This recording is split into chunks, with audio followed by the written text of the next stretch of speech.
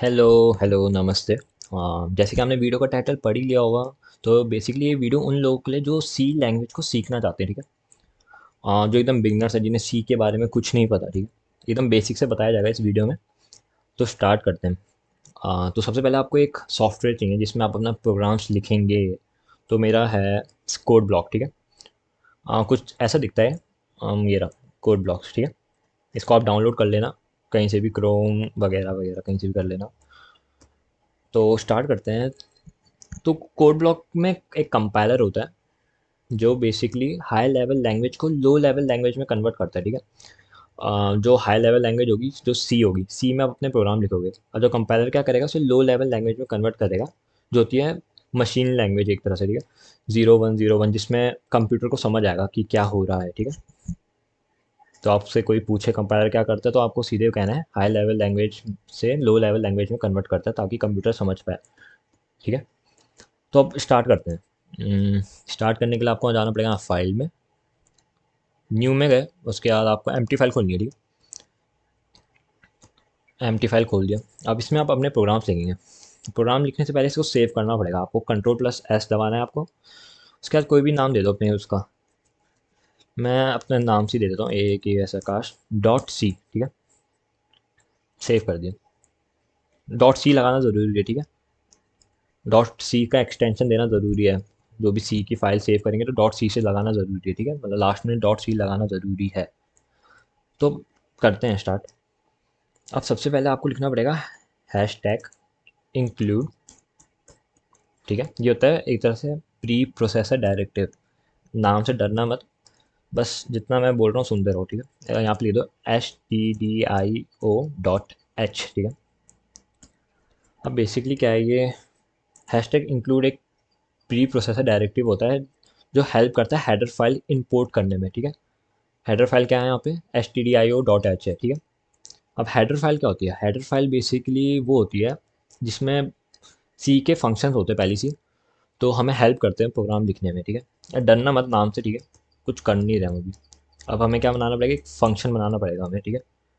Void main, ठीक है। Parenthesis लगाया, उसका कर्ली ब्रैकेट, ठीक है। अब क्या हुआ, एक तरह से हमने ढांचा तैयार कर दिया, ठीक है, सी प्रोग्राम का। अब जो भी हमें लिखना है इसके अंदर ही लिखेंगे, ठीक है। इसके अंदर ही, इन दो पैरेंथेसिस के अंदर ही, ठीक है, लिखेंगे। डन। ये सब बेसिक है, मतलब डिफ़ॉल्ट है, मतलब एक तरह से आपको लिखना ही पड़ेगा जब भी सी का प्रोग्राम बनाएंगे आप। तो आपको ये लिखना पड़ेगा, ठीक है। तो जो भी आपको प्रोग्राम लिखना है इन दो ब्रैकेट्स के अंदर लिखना है, कर्ली ब्रैकेट के अंदर, ठीक है।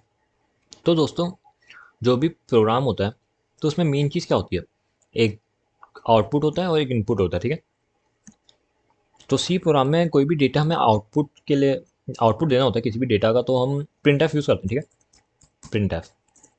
और जब भी डेटा में इनपुट लेना होता है तो हम स्कैन एफ यूज़ करते हैं सी प्रोग्राम में, ठीक है। फिर से बोलता हूँ, प्रिंट एफ होता है डेटा आउटपुट के लिए, ठीक है।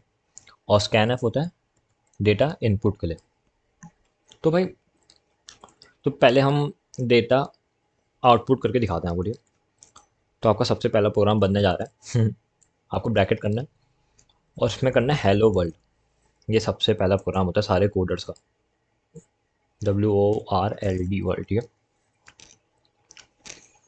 और लास्ट में आपको लगाना पड़ेगा सेमी कॉलम, ठीक है। हर हर सी प्रोग्राम के लास्ट में सेमी कॉलम लगाना ज़रूरी होता है, ठीक है, हर एक लाइन में मतलब। तो इसको रन करके देखते हैं। तो हेलो वर्ल्ड प्रिंट हो गया।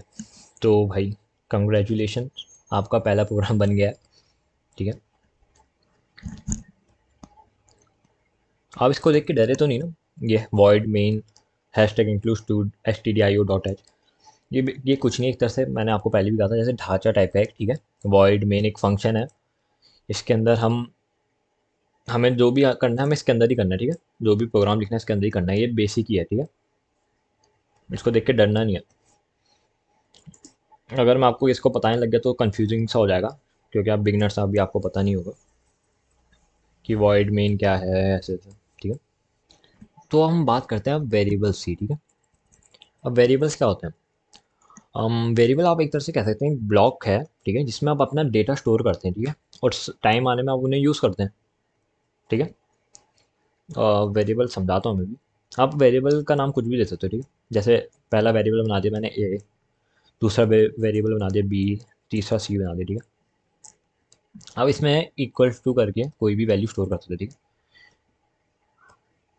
ठीक है, यहाँ पे भी कोई भी वैल्यू स्टोर कर सकते हैं। जैसे हम यहाँ स्टोर कर देते हैं 12, यहाँ कर देते हैं 13, यहाँ कर देते हैं 14, ठीक है। और लास्ट में आपको वो लगाना ज़रूरी होता है, क्या, सेमी कॉलम, ठीक है। सेमी कॉलम लगाना ज़रूरी होता है। अब हमने एक वेरिएबल बनाया ए नाम का जिसमें वैल्यू स्टोर कर दी हमने 12, बी नाम का वेरिएबल है इसमें हमने 13 कर दी, ठीक है। सी नाम का वेरिएबल है उसमें हमने वैल्यू स्टोर कर दी 14। अब सी जो लैंग्वेज होती है बहुत ही पुरानी लैंग्वेज है ना, तो हमें इसको समझाना पड़ता है, हर एक चीज़ समझाना पड़ता है कि किस टाइप का डेटा स्टोर हो रहा है वेरिएबल में, ठीक है। उसे पता नहीं होता ये 12 13 14 क्या इंटीजर टाइप के है ना, तो हमें यहाँ पे इंट लिखना पड़ता है इसके आगे वेरिएबल के सामने, ठीक है। इंट ए इक्वल टू 12, यहाँ पे भी इंट लिखना पड़ेगा क्योंकि जो डेटा स्टोर हो रहा है वो इंटीजर टाइप का है सी में, ठीक है। यहाँ पे इंट सी, इंट क्या हो गया, डेटा टाइप है। मैं हल्के के समझाता हूँ आपको। अगर डेसिमल वैल्यू होती, ठीक है, यहाँ पे हम डेसिमल वैल्यू लिख देते हैं 13.50, ठीक है। तो ये क्या है, ये डेसिमल वैल्यू है, तो इंटीजर नहीं लिखेंगे इसके सामने, अब हम लिखेंगे इसके सामने फ्लोट, FLOAT फ्लोट, ठीक है। अब एक और वैल्यू होती है, वो होती है कैरेक्टर। कैरेक्टर वैल्यू को हम सिंगल इन्वर्टेड कॉमा में लिखते हैं, ठीक है। जैसे हमने यहाँ पे लिख दिया कोई भी अप, ये एक होगी कैरेक्टर वैल्यू, ठीक है। इसके आगे हमें लिखना पड़ेगा तब CHR।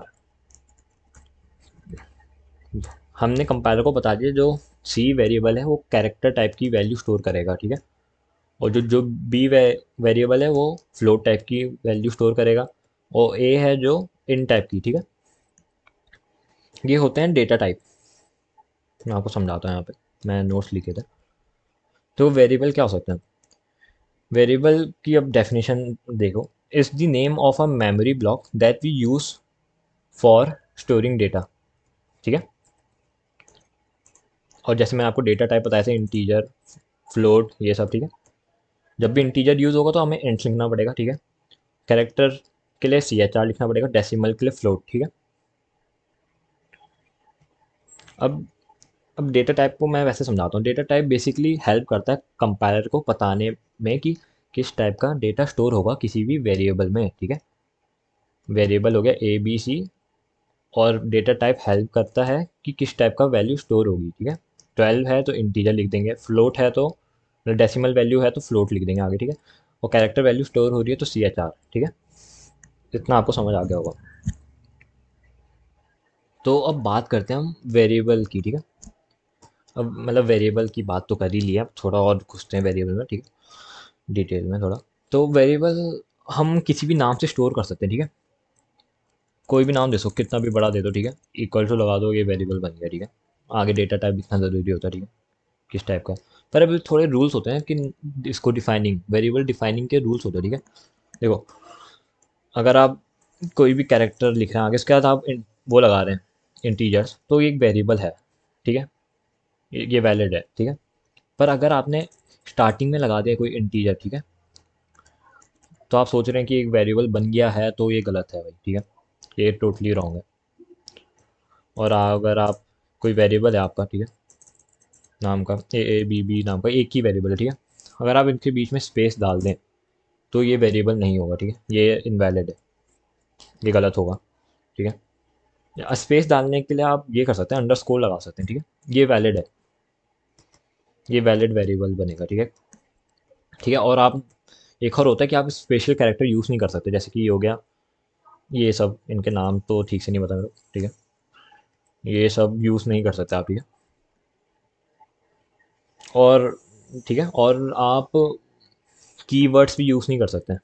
कीवर्ड्स क्या थे, जो प्री डिफाइंड वर्ड्स थे जिनकी मीनिंग पहले से ही पता थी, मतलब मैं आपको बता रहा हूँ, वो याद है आपको, प्रिंट एफ, ये आप यूज़ नहीं कर सकते हैं स्टोर वेरिएबल बनाने के लिए, ठीक है। ये नाम पहले से डिफाइन हो रखा है ना फंक्शन में, ये किसके लिए था, आउटपुट देने के लिए, ठीक है। और ना ही आप स्कैन एफ यूज़ कर सकते हैं एज अ नेम, ठीक है, वेरिएबल को कोई नेम नहीं दे सकते स्कैन एफ, ठीक है। क्योंकि ये प्री डिफाइंड वर्ड्स हैं, की वर्ड्स हैं, ठीक है। तो यही है, इसका एक बार मैं आपको फिर से दिखा देता हूँ। यहाँ पे रूल्स लिखे थे मैंने, ये रहे देखो, रूल्स फॉर डिफाइनिंग वेरिएबल्स, ठीक है। नो स्पेस, स्पेस नहीं होना चाहिए, ना कीवर्ड्स होने चाहिए। कि कीवर्ड्स से याद है आपको, प्रिंट एफ, स्कैन एफ, ये एंड, फ्लोट, ये सब कीवर्ड्स है, ठीक है, एसेट्रा। ना ही इंटीजर होगा स्टार्टिंग में, ठीक है। इंटीजर स्टार्टिंग में नहीं हो सकता वेरिएबल के नाम में, बाद में हो सकता है, ठीक है। नो स्पेशल सिंबल, नाम कोई ये स्पेशल सिंबल यूज़ नहीं कर सकता, ठीक है, नाम देने के लिए, ठीक है, वेरिएबल को। बस हम ये यूज़ कर सकते हैं, हम क्या, हम बस अंडरस्कोर यूज़ कर सकते हैं, ठीक है। जैसे कोई भी नाम दे दिया हमने, ए उसके बीच में हमने अंडरस्कोर यूज़ कर सकते हैं, तो बी कुछ भी डाल दो उसका, फिर अंडरस्कोर यूज़ कर दिया, ठीक है। ये हम दे सकते हैं। ये वेरिएबल है, एक वैलिड वेरिएबल है, ठीक है। यहाँ पे कोई भी इंटीजर वैल्यू स्टोर कर दो, डेटा टाइप बता दो उसका इंट है, ठीक है। तो ये रहा। तो ये तो लास्ट में सेमी कोलम लगाना इंपॉर्टेंट, वरना एरर देगा, ठीक है। ये वैलिड है। चलो अब एक प्रोग्राम बनाते हैं, ठीक है। उससे पहले आपको फॉर्मेट स्पेसिफायर के बारे में बताना पड़ेगा आपको। अब चलो आपको बीच में समझाता हूँ, ठीक है। चलो एक प्रोग्राम बनाते हैं, हम वेरिएबल बनाते हैं, कोई इंटीजर टाइप का वेरिएबल बनाते हैं, ए, ठीक है। उसमें हम वैल्यू स्टोर करते हैं 12, ठीक है। लास्ट में सेमी कॉलम लगाना ज़रूरी है, ठीक है। दूसरा वेरिएबल बनाते हैं इंटीजर टाइप का बी, जिसमें हम वैल्यू स्टोर करते हैं 12, ठीक है। फिर से क्या करते हैं, अब इनको करते हैं हम ऐड करते हैं, ठीक है। हम एक और वेरिएबल बनाते हैं एंड सी, ठीक है, सेमी कॉलन लगा दिया, ठीक है। अब हम क्या करते हैं, इसमें ना इन दो का एडिशन करते हैं सी में, मतलब इन दो का ऐड कर देते हैं, C equals to A plus B, semicolon लगा दिया, ठीक है। अब क्या है, जो ए प्लस बी की वैल्यू है वो सी में स्टोर हो जाएगी, बेसिकली 24 होगी, है ना। तो इसको चला के देखते हैं। देखो कुछ नहीं आ रहा, कोई आउटपुट नहीं आ रहा, क्योंकि हमने आउटपुट दिया ही नहीं, ठीक है। आउटपुट के लिए क्या था, प्रिंट एफ, याद है आपको, प्रिंट एफ। अब लगाएंगे हम ब्रैकेट, पैरेंथेसिस कहते हैं ना, डबल इन्वर्टेड कॉमा, नहीं डबल इन्वर्टेड कॉमा नहीं अभी, तो हम सी करते हैं इसमें प्रिंट, ठीक है। अभी भी नहीं चलेगा पूरा, ठीक है। देखो कुछ नहीं चल रहा। जैसे कि मैंने आपको बताया था कि सी बहुत पुरानी लैंग्वेज है, तो उसको बताना पड़ता है हर चीज़। जैसे कि डेटा टाइप, जैसा बता रहा था हमें कि वेरिएबल में किस टाइप का डेटा स्टोर होगा, वैसे ही फॉर्मेट स्पेसिफायर होता है, वो हेल्प करता है बताने में कि किस टाइप का डेटा इनपुट होगा या आउटपुट होगा, ठीक है। फिर से आप कंफ्यूज मत होना इनकी डेफिनेशन में, ठीक है। जो डेटा टाइप होता था, जो डेटा टाइप होता है मतलब ये, ठीक है, इंटीजर, कैरेक्टर, फ्लोट, ठीक है, ये हेल्प करते थे क्या, बताने में कि किस टाइप का डेटा स्टोर होगा वेरिएबल में, ठीक है, किसी भी वेरिएबल में। और जो फॉर्मेट स्पेसिफायर होते हैं,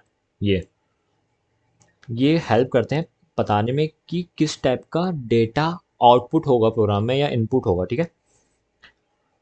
अगर इंटीजर टाइप का डेटा आउटपुट या इनपुट हो रहा है तो हम यूज़ करेंगे %d, ठीक है, इन डबल इन्वर्टेड कॉमा के अंदर बंद करके %d। अगर फ्लोट टाइप का डेटा इनपुट हो रहा है या आउटपुट हो रहा है, या फिर हम यूज़ करेंगे %f, ठीक है। अगर कैरेक्टर टाइप का डेटा इनपुट हो रहा है या आउटपुट हो रहा है, तो हम यूज़ करेंगे %c।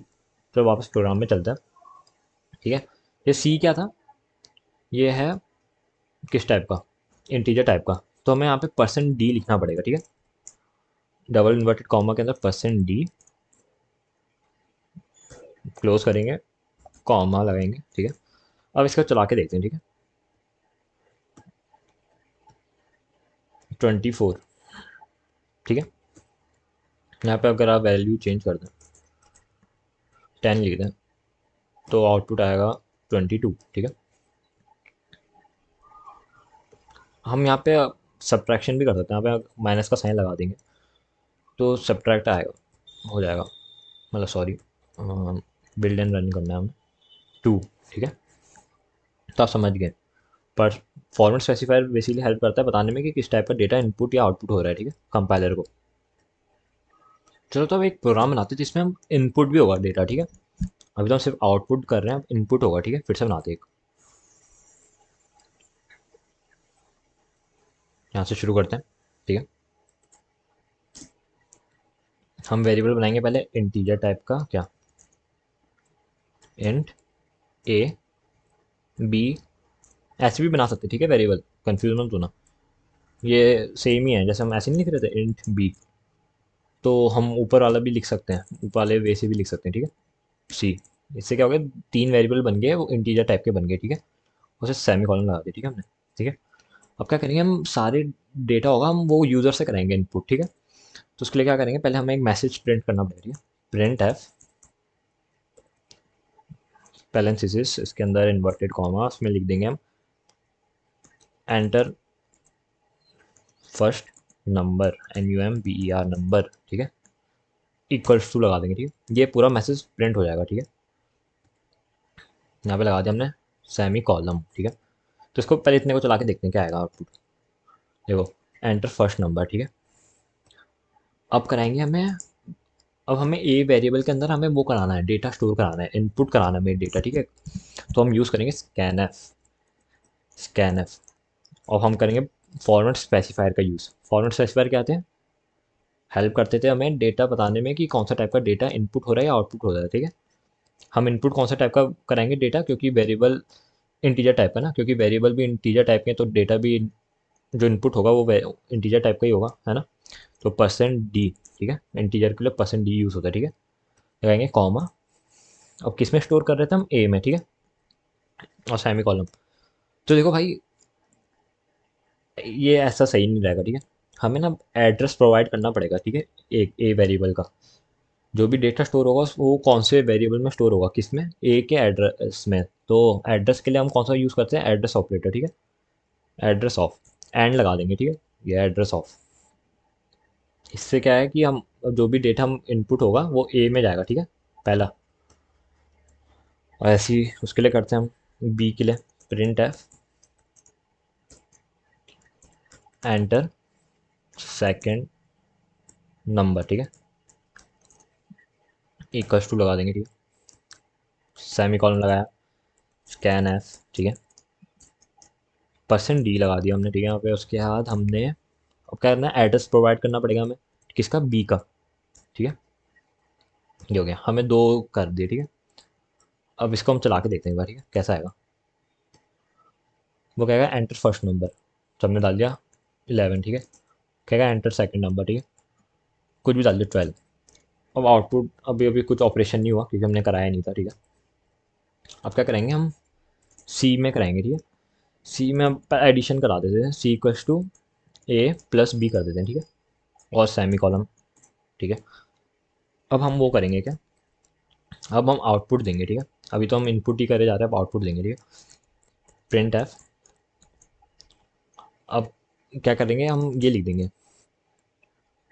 ANS answer equals to, अब यहाँ लिख देंगे हम %d, ठीक है, कॉमा लगाएंगे, और कौन सा आएगा, सी वेरिएबल, ठीक है, हमें शो करना है ना, आउटपुट देना है हमें सी वेरिएबल के, जो भी डेटा हमें दिखाना है ना, तो हम सी लिख दिया यहाँ पर, ठीक है। हम ऐसे ही लिख सकते हैं, ठीक है। मैं आपको समझाता हूँ अभी और, ठीक है, अब देखना कैसा आएगा। पहले हम लिखते हैं 10 और 1, इन दो का एडिशन होगा तो क्या होगा, 11 देगा, है ना। देखो आंसर इज 11, ठीक है, आंसर इक्वल्स टू 11, ठीक है। अब भाई देखो, तो ये डिपेंड करता है तुम पर, ये जो फॉर्मेट स्पेसिफायर है कहाँ लगा दो, ठीक है। अगर तुमने फॉर्मेट स्पेसिफायर तुमने यहाँ से हटा के, ठीक है, बीच में लिख दिया, तो भाई देखो डेटा कहाँ शो होगा, इन दो के बीच में शो होगा डेटा। जो सी की वैल्यू होगी ना, जैसे 10 कर दिया, सी में कौन सी वैल्यू अब आएगी, 20 आएगी, एडिशन हो रहा है क्योंकि देखना एडिशन 2 के बीच में आ जाएगा, देखो मतलब वो डेटा, आंसर और इक्वल्स टू के बीच में आ गया 20। तो आपको ध्यान से यूज़ करना है फॉर्मेट स्पेसिफायर कहाँ लगा रहे हो, ठीक है। अगर आपने %d यहाँ लगा दिया, कॉपी, ठीक है, तो यहाँ पे लगा दिया मैंने, ठीक है, वो यहाँ से हटा दिया।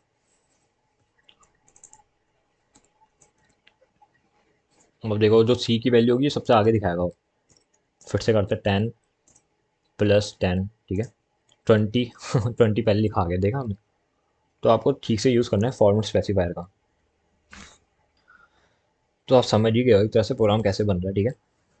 और जब भी आपका प्रोग्राम एरर दे रहा हो तो भाई आप ध्यान देना, स्कैन एफ में कोई गलती कर रहे होंगे, ठीक है। हर बार एरर इसी की वजह आता है, लोग ठीक से इसको टाइप नहीं करते, तो ठीक है, कभी कॉमा भूल भूल जाते हैं, कभी एंड ऑपरेटर लगाना भूल जाते हैं, तो प्रॉब्लम आती है, ठीक है। अब मैं तो एक बार ठीक से थोड़ा समझाता हूँ आपको फॉरेन स्पेसिफायर के बारे में, ठीक है, थोड़ा सा। ये सब रखते हैं, ठीक है। इसमें अब क्या करते हैं हम, %d जितने लगाएंगे उतनी बार वैल्यू दिखाता रहेगा, ठीक है। परसेंट डी लगा दिया फिर से हमने, ठीक है, परसेंट डी। और हाँ, एक और चीज़ बतानी ज़रूरी है आपको, ये जो लैंग्वेज होती है सी लैंग्वेज केस सेंसिटिव होती है, ठीक है, मतलब जो कैपिटल ए है और स्मॉल ए है दोनों अलग हैं, ठीक है, दोनों अलग हैं भाई, ठीक है, कैपिटल बी है और स्मॉल बी है, दोनों अलग चीज़ें हैं, ठीक है भाई, ठीक है। हमने एक ए बी ए कर दिया, एक वेरिएबल बना दिया, तो ये एक वेरिएबल है, और जो ये है ए बी ए, ये एक डिफरेंट वेरिएबल है दोनों, ठीक है, ये अलग वेरिएबल होगा और ये अलग वेरिएबल होगा, ठीक है, क्योंकि केस सेंसिटिव होती है, कैपिटल ए स्मॉल ए दोनों अलग होंगे, ठीक है। आप सुनो क्या कह रहा था, हम फॉरेन स्पेसिफायर के ऊपर आते हैं वापस, ठीक है। और जितनी बार फॉर्मेट स्पेसिफाई लगाएंगे, ठीक है, percent D percent D percent D, ठीक है, तो उतनी बार वैल्यू वो होगी दिखाएगा, ठीक है। अब हम इसको चला के देखेंगे तो एरर दिखाएगा, क्योंकि देखो भाई, पहला परसेंट डी तो सी के लिए है और दो परसेंट डी किसके लिए होंगे, वो तो हमने कोई कर नहीं रखा ना, तो हम यहाँ पे कॉमा लगा देते हैं, ठीक है, कॉमा ए लगा देते, ठीक है, जो ए के अंदर वैल्यू होगी वो शो जाएगी, और कॉमा बी, ठीक है, और बी की वैल्यू शो जाएगी। पहला परसेंट डी होगा सी के लिए, ठीक है, दूसरा परसेंट डी होगा ए के लिए, ठीक है, और तीसरा परसेंट डी होगा वो होगा बी के लिए, ठीक है। तो चला के देखते हैं, ठीक है, पहला करते हैं हम, पहली वैल्यू डालते हैं 12, ठीक है, दूसरी डालेंगे 12, ठीक है, ए में तो आ गई 12, बी में भी आ जाएगी 12, सी में होगी 24, ठीक है। तो कैसा होगा आउटपुट, जैसे ये प्रोग्राम है, तो सी में आएगा 24, सबसे पहले 24 प्रिंट होगा, उसके बाद परसेंट, उसके बाद आएगा दूसरा 12, फिर आएगा फिर से 12 आएगा, ठीक है, ऐसा आएगा, ठीक है, समझ रहे हैं आप, 24 12 12। अब जितना आप इनके बीच गैप देंगे उतना बड़ा होता रहेगा, ठीक है भाई। और फिर से देखो चला के देखते हैं, ठीक है, यहाँ 1 लिख देते हैं, 1 लिख देते हैं, ठीक है, सी की वैल्यू तो 2 होगी क्योंकि एडिशन हो रहा है, 1 1, बहुत फ़र्क पड़ता है भाई इससे, जो भी आप इनके बीच लिखेंगे ना, इन्वर्टेड कॉमा के बीच, बहुत फ़र्क पड़ेगा। तो आप बेसिकली समझ ही गए हैं प्रोग्राम, ठीक है। अगर आपको सब्ट्रैक्शन का बनाना है तो यहाँ पे माइनस लगा दीजिए, अगर मल्टीप्लाई का बनाना है तो ये कर दीजिए, स्टार लगा दीजिए, एस्ट्रिक कहते हैं इसके बेसिकली, और डिवाइड करना है तो ये हो जाएगा पूरा। तो बेसिकली आपने सी का प्रोग्राम बना ही दिया है, ठीक है। इसको एक बार मैं ठीक से लिख देता हूँ फिर से, ठीक है, आंसर इज, ठीक है, इक्वल्स टू परसेंट डी। अब ए डिवाइड बाय वो होगा, ठीक है, और 10 को हम डिवाइड करते हैं 5 से, तो क्या आएगा, ओ सॉरी गलती कर दी मैंने, हम गलती कहाँ हो रही है, हम बेसिक गलती ये हो रही है कि हमने यहाँ पे वो नहीं करा, परसेंट डी तो लगा दिया, वेरिएबल तो लगाया नहीं, किसकी डेटा शो करेगा ये, तो सी लगाना था, ठीक है, तो यहाँ पे लगा कर देंगे हम, सॉरी, आपको बिल्ड एंड रन का करना है, ठीक है, यहाँ पे 3 ऑप्शन रहता है, रन बिल्ड, ठीक है, आपको बिल्ड एंड रन का होगा, उसमें क्लिक करना है आपको, ठीक है। फर्स्ट डालते हैं हम 4 डिवाइड बाई 2 कितना होता है, 2 होता है, आंसर आ गया 2, ठीक है, और तभी गलती आ रही थी स्टार्टिंग में, ठीक है। तो ये रहा, आप समझ ही चुके हैं सब कुछ, ठीक है, मतलब आपका हो ही गया, आप बेसिक सी तो आ ही गई है आपको, ठीक है। मैं आपको एक बार समरी दे देता हूँ, ठीक है, देखो भाई, जो सी प्रोग्राम होता है उसको आउटपुट देने के लिए प्रिंट एफ का यूज़ होता है, स्कैन एफ का यूज़ होता है इनपुट देने के लिए, फॉर इनपुट, ठीक है। अब वेरिएबल क्या होते हैं, variable is the name of a memory block that we use for storing data, ठीक है। रूल्स क्या होते थे डिफाइनिंग वेरिएबल के लिए, स्पेस नहीं हो सकता, ठीक है, ना ही कीवर्ड यूज़ कर सकते हैं वेरिएबल को डिफाइन करने के लिए, ठीक है, ना ही हम इंटीजर यूज़ कर सकते हैं एट स्टार्ट, ठीक है, ना ही स्पेशल सिंबल यूज़ कर सकते हैं। और जो डेटा टाइप होता है वो क्या होता है, इंटीजर के लिए इंट यूज़ करते हैं हम, कैरेक्टर के लिए सी एच आर यूज़ करते हैं, डेसिमल के लिए फ्लोट यूज़ करते हैं, ठीक है। और जो फॉर्मेट स्पेसिफायर होते हैं वो इंटीजर के लिए होता है परसेंट डी, फ्लोट के लिए होता है परसेंट एफ, कैरेक्टर के लिए होता है परसेंट सी, ठीक है, ठीक। तो एक बार मैं क्या करता हूँ, एक बार मैं आपको डेसिमल वैल्यू के साथ करके दिखा देता हूँ, ठीक है, फिर से बनाएंगे प्रोग्राम, ठीक है, जल्दी से बनाते हैं, डेसिमल वैल्यू के लिए यूज़ करके देखते हैं, ठीक है। बात हम डेसिमल वैल्यू करनी है तो हमें हमें F L O A T float, ठीक है, A comma B comma C, ठीक है, 3 वेरिएबल बन के फ्लोट टाइप के, साफ सीधी बात, इन्वर्टेड वो सेमी कॉलम, ठीक है। तो प्रिंट एफ करेंगे शो करने के लिए मैसेज, ठीक है, print F enter any number, ठीक है, इक्वल्स टू, ठीक है, यहाँ पे लगा सेमी कॉलम, ठीक है। अब हम क्या करेंगे, स्कैन एफ करेंगे वैल्यू को, ठीक है, स्कैन एफ, ब्रैकेट लगाया, डबल इन्वर्टेड कॉमा में हम लिखेंगे। अब कैसे वैल्यू करनी है, डेसिमल वैल्यू के लिए, ठीक है, तो यूज़ होगा परसेंट एफ, ठीक है, फॉर्मेट स्पेसिफाइड यूज़ होगा परसेंट एफ, ठीक है। जैसे ये रहा, जैसे बताया था फ्लोट के लिए होगा परसेंट एफ यूज, इंटीजर के लिए अभी हम परसेंट डी कर रहे थे, तो फ्लोट के लिए परसेंट एफ करेंगे, ठीक है। तो ये रहा, अब लगाया हमने कॉमा, उसके बाद हमने कर दिया एंड ऑपरेटर एड्रेस ऑफ, ठीक है, एड्रेस ऑफ है, एंड मत कहना, एंड अलग होता है, एड्रेस ऑफ, ठीक है, ए। और same goes for B, print F, ठीक है। तो एंटर एनी नंबर, ठीक है, फिर से कर देंगे न्यू एम बी या नंबर, ठीक है, ठीक है। इसके बाद लगा सेमी कॉलम, स्कैन एफ कर देंगे डेटा इनपुट करने के लिए, S C A N scan F, ठीक है।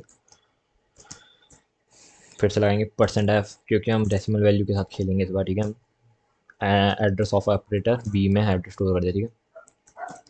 मल्टीप्लाई कराते हैं, चल ठीक है, इस बार मल्टीप्लाई करते हैं, सी इक्वल्स टू कर देंगे हम क्या, ए इंटू बी, ठीक है। अब फिर से करेंगे print F, your answer equals two percent F use करेंगे, ठीक है। इस बार जो डेटा आउटपुट होगा वो डेसिमल टाइप का होगा, तो परसेंट एफ यूज़ करेंगे इसके लिए, ठीक है। कॉमा लगाया, सी, ठीक है। चलो अब यूज़ करते हैं, ठीक है। कहेंगे एंटर एनी नंबर, ठीक है, डेसिमल वैल्यू तो डेसिमल वैल्यू डालना भाई, ठीक है। 23.45, उसके बाद 44.12, तो भाई ये आंसर दिया है इसने, सही होगा, ठीक है।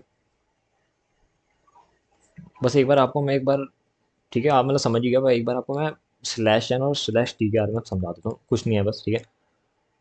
जो स्लैश एन होता है, ठीक है, वो यूज़ करते हैं, चलो इसके बीच में अगर हमने बैक स्लैश, ठीक है, बैक स्लैश एन यूज़ कर दिया, तो भाई नेक्स्ट लाइन है इसका मतलब, ठीक है। Slash N, backslash N का मतलब है नेक्स्ट लाइन। अब ऐसे करेंगे ना तो देखना क्या होगा, कोई भी डाल दिया यार वैल्यू, 12, ठीक है, पॉइंट 34, ठीक है। ब्लैक स्लैश से क्या हुआ मतलब कि जो वैल्यू है वो नीचे आ गई, ठीक है, आपको नेक्स्ट लाइन में आ गई। बैक स्लैश एन का मतलब है नेक्स्ट लाइन, ठीक है। और यहाँ इसके बीच हमने फिर से यूज़ करा, हमने स्लैश टी, आप कहीं भी यूज़ कर सकते हैं, ठीक है। स्लैश टी का मतलब होता है टैब, इसमें मतलब बहुत स्पेस दे देता है ये, ठीक है। फिर से कोई करते हैं हम, 12.12, 13 पॉइंट क्या है यार, 23.23, ठीक है, देखा, योर आंसर, इसने बड़ी स्पेस दे दी इसने, तो स्लैश टी से होता है वो, ठीक है। तो इतना काफ़ी होगा यार, आपको मतलब सिंपल बेसिक प्रोग्राम तो आ ही गया अब सी में बनाना, ठीक है।